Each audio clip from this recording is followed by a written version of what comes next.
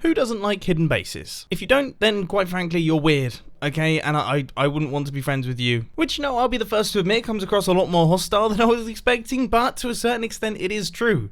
So in today's video, we're going to be taking a look at 25 different hidden entrances and also hidden activation devices that you can use to activate your hidden entrances so that you can make the best hidden bases in Minecraft. 2x2 flush piston door. I thought I would start things off with some fairly simple ones before we move on to some of the more complicated stuff, and this is by far the most common type of hidden entrance. I mean, look at it.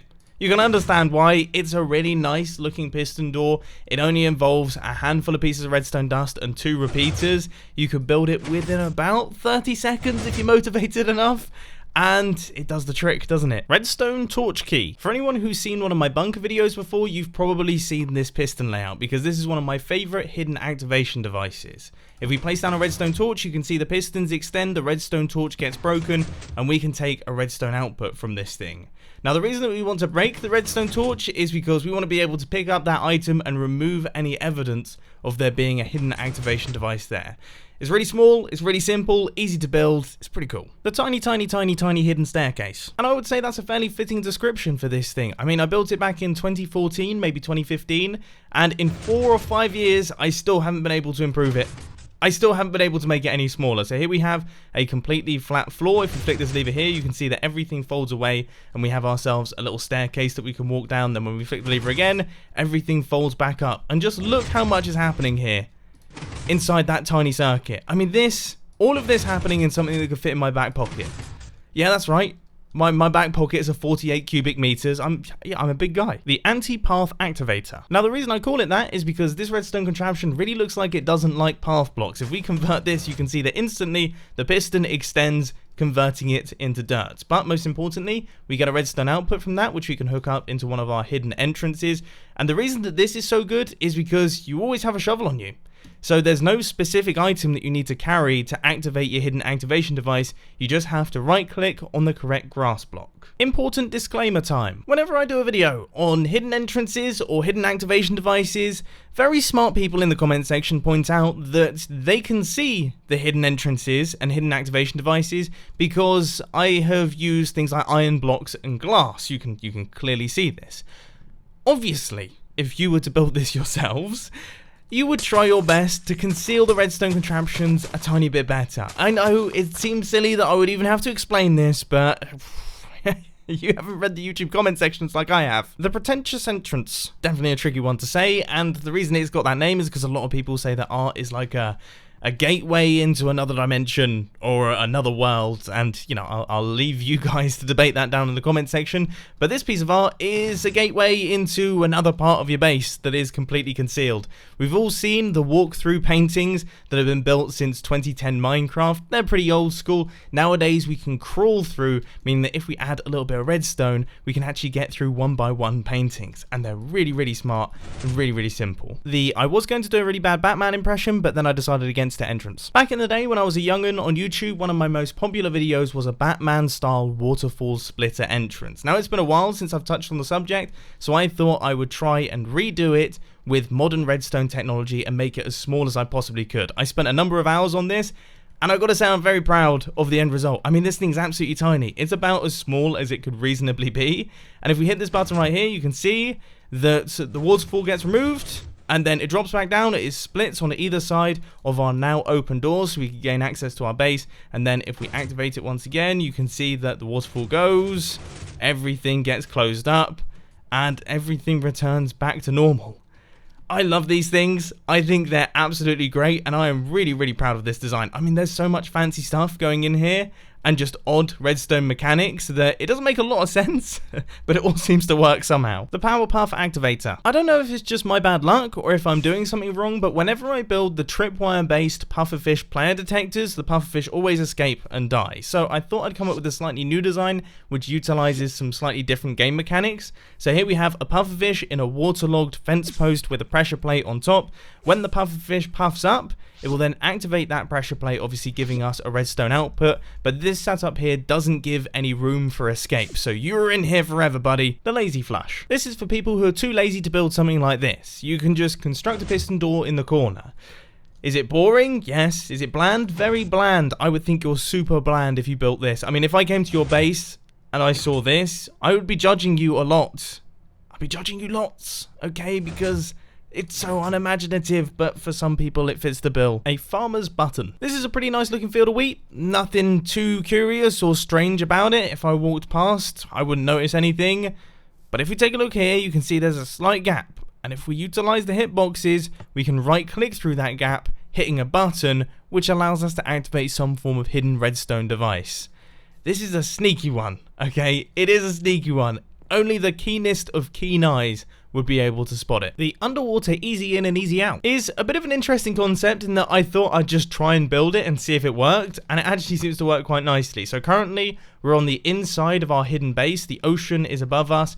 If we hit this button right here, you can see that soul sand gets swapped across, we get a shot upwards, the trapdoor closes up behind us, and then we can leave our hidden base behind without anyone knowing that it's there. Now if we were entering the hidden base, we would obviously have some form of secret activation device that would open up our trapdoor, the magma would stay there, we'd drop through the water without having to hold shift or do anything like that, and we'd immediately drop down into our hidden base. The overwater easy in and easy out is probably one of my favorite trapdoors to exit from. So here we are on the inside of my hidden base. I know it needs a little bit of work, but if we hit this button right here, you can see that we get launched upwards and then the trapdoor closes up behind us. Makes it so much easier to get out of that hidden base. And if we take a look at the redstone, another one that is crazy how small it is. Look, 2 blocks wide, okay, paper thin, the stone breaker. Now I will be the first to admit that this is no small redstone contraption, okay, this is quite a beefy one, but it does come with the added benefit that you don't need any specific items in your inventory. No redstone torch keys, no special key passes, all you need is a pickaxe, and you need to know what block to break. When you break that specific stone block, it will be replenished, you'll get yourself a redstone output, and that will activate your hidden entrance. It's pretty smart. But it's huge, yeah, it's very big. The entrance from 2012. This little thing was featured in my 50 things you can build in Minecraft video, but sometimes it's good to remind people of the old goldies. If we just jump through this lava, you can see we drop through straight into water, we barely take any damage in survival, and then we've popped into our hidden base. I mean, it's as simple as that, no redstone involved, and the best thing is if someone sees you do this, you look amazing. You've just jumped off a ledge into lava like a total nutcase and somehow haven't died. Not a hidden staircase, but a hidden entrance in a staircase. It's a fairly lengthy name, but I'd say it's quite a descriptive one. Here is our not hidden staircase, and if we activate this thing, it reveals our hidden entrance. Now, as you can see, this is 1 block wide, but the good thing about this redstone design is it's expandable, so if you want something slightly wider, then all you have to do is copy the redstone over. But if you want it in 1 wide configuration, then as you can see, I mean, it's about as small as it can be. This thing is a slither of a redstone contraption, and I would say that's the technical term for it. The composter pull-through. Once again, Minecraft 1.14 comes to the rescue in 2 ways. First off, we've got the composter, quite a nice little block, but more importantly, we have the crawl feature. We can literally package ourselves up and pull ourselves through a wall to gain access into a hidden base. Now this looks extra spectacular from the third person. The very predictable but also very good hidden activation device. It consists of a little item filter. I mean, you've seen me use these in my bunker videos. Once again, you throw a specific type of item on a specific part of the ground and it will trigger a redstone circuit. First off, a player needs to know where to throw the items, which is unlikely that they're going to be able to guess that, but they'd also need to guess what item and also what you've renamed the item. If they were to try and brute force this, they'd be there for a long time. A very long time. Heat death of the universe kind of time. The flush piston door, but for much cooler people. Yeah, we get it. Okay, your flush piston door that was invented back in like 2011 is alright, I suppose. But everyone knows that 3x3 doors are far cooler than 2x2 doors. And this one is no exception. Here it is. It involves slime blocks, double piston extenders, a little bit of piston action up at the top there. All very nice and in sync. I love these things. If I was to hide away a base, I think this might be what I'd go for. Hiding in plain sight, or as I like to call it, the Illuminati button.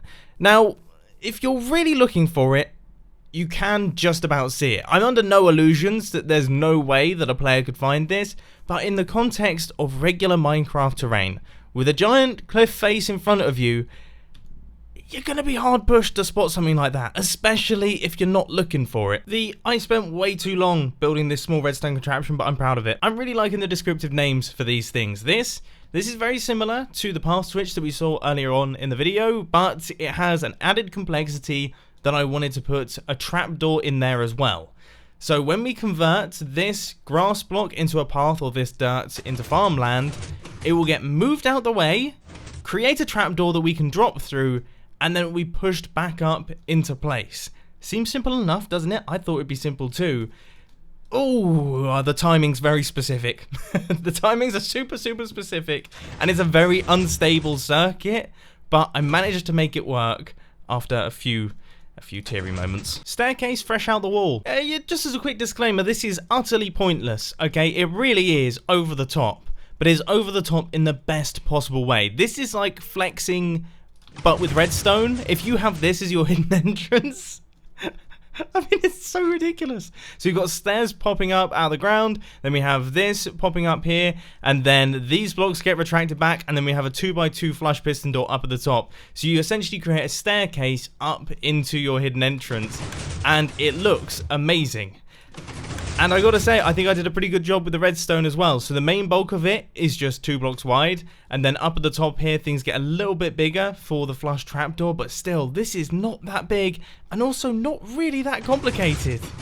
I want one of these. They're simply the best. I mean, this is just the best. This probably had the longest development time out of all the builds in the video, but I'm definitely the most proud of it, just because it's another one that is super compact. I mean, look, everything kind of fits within this really small space. You can actually put 2 of them next to one another and mirror it to create a 2 wide system, and just look how streamlined this is. How cool is that? So we flick the lever, we've got ourselves a completely flat wall, nothing to see there, and then we activate it once again, everything folds out the way, and we have got ourselves a staircase.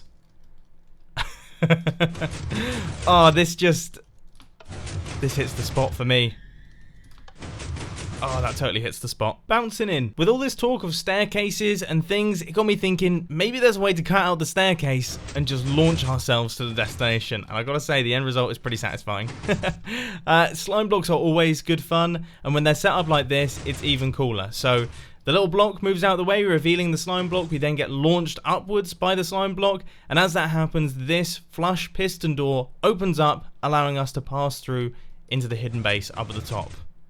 I can't get enough of this thing. The cave crawler. A lot of these systems recently have been fairly big and bulky and quite redstone intensive, so let's take a look at one that's considerably simpler. All we have to do is activate it, we'll be pushed downwards into the crawl state, and we'll be able to crawl through a little gap that we've created inside the cave. 2 pistons, just a little bit of redstone. That's about all you need. The cave, not crawler, it's 3 blocks wide, you've got loads of space. I thought I would work off this idea a little bit by constructing a piston door that looks like a part of the cave. So if we hit this button here, you can see that the cave then gets retracted back, and we've got a lovely 3x3 area, which we can all agree is probably one of the nicest sizes for a piston door. And then when we activate it once again, everything closes back up in our desired configuration. Now, this wasn't too complicated. You can see that we've got a bunch of single piston extenders, and then the only tricky bit were these central blocks, but that was handled by these double piston extenders, and all of that circuitry is happening underneath. Other than that, it was pretty plain sailing. And finally, you could just place a block over it. I mean, not much redstone needed. You can cover it up if you want to. Hold shift, nobody's going to know you're in there. When the coast is clear, just remove the block and pop back out, and then just replace the block. No redstone needed. No redstone needed. Makes you really think. If it's been a total waste of time, you know, these past 2 days compiling this list, coming up with the ideas, building the redstone for them, you know, it really makes you rethink those things. The world, you know, if you need it, is down in the description. Obviously, the first 24 designs you can ignore, but if you want to experiment with the last design and, you know, see how easy it would be to do that in your own world, then you can. So the world download is down in the description. Obviously, the other designs might be worth looking at, but let's face it, design number 25 is the only one that matters.